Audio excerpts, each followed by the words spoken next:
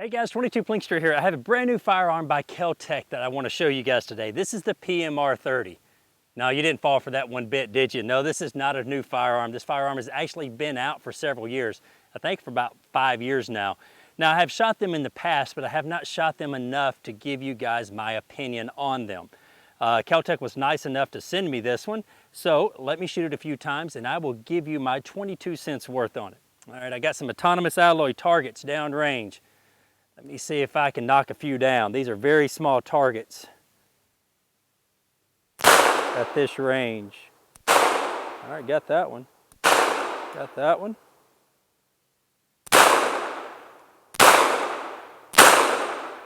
All right. These are a little bit farther away.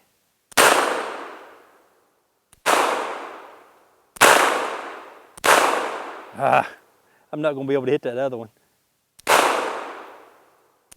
Oh, there we go. All right, let's go across the creek.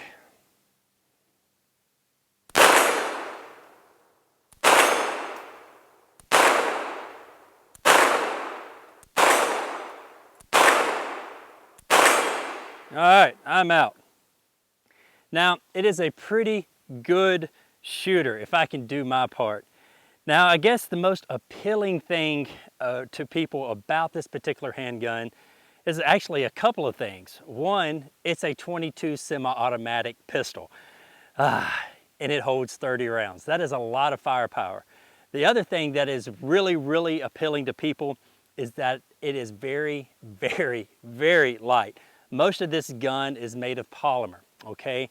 And I think it weighs 0.8 of a pound. So this pistol is probably weighing about 13 to 14 ounces unloaded. Fully loaded, this pistol weighs about 1.2 pounds. Even then, that is extremely light. Since it uses a staggered magazine and it's a 22 mag, this grip is very wide, okay? I've got big hands, so it fits my hands really well, but the grip is very wide. So if you have smaller hands, it's going to be hard to get a very good purchase on this handgun without pulling one way or another because it's very thin and very wide.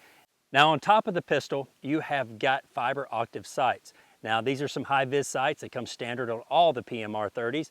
Now, there are a few replacement inserts that you can replace this front sight.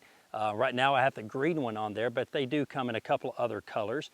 And you can also take these 4 screws right here out of the top of the slide and mount a rail. Now, a good rail that is used for this particular handgun is the Tandem cross rail. I've had that rail on here before and I mounted a Trijicon RMR on there and it worked really well. However, if you do decide to mount a red dot on there, Kel Tec cannot emphasize anymore that you use a red dot that is under 2 ounces, okay?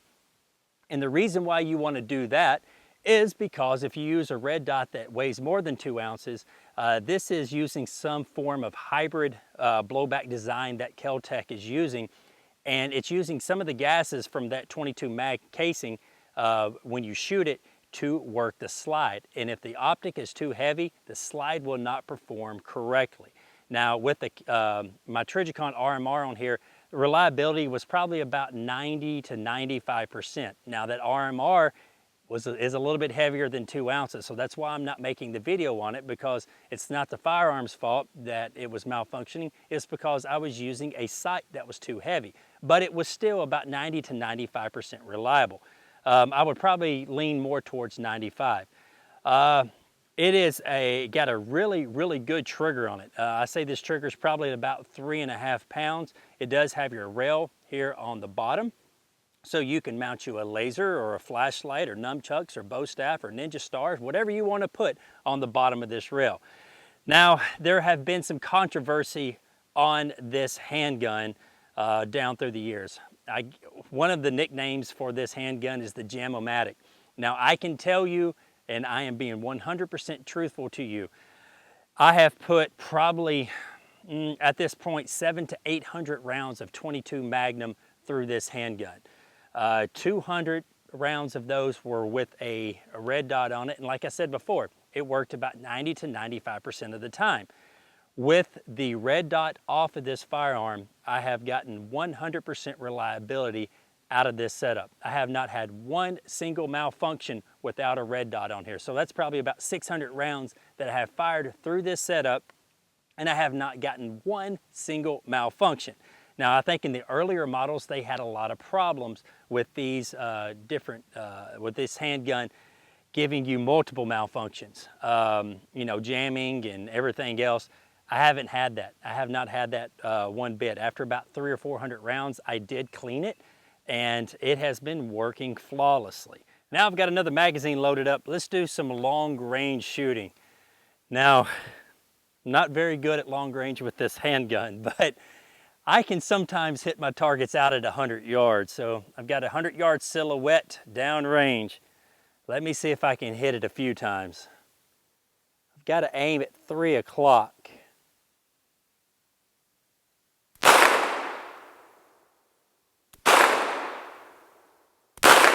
There we go, that's a hit.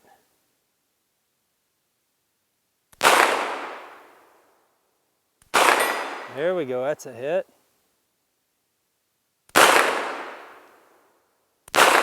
That's a hit. Well, I can hit it about 50% of the time.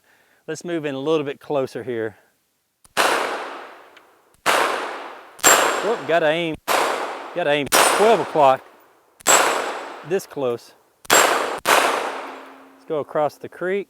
That's a hit.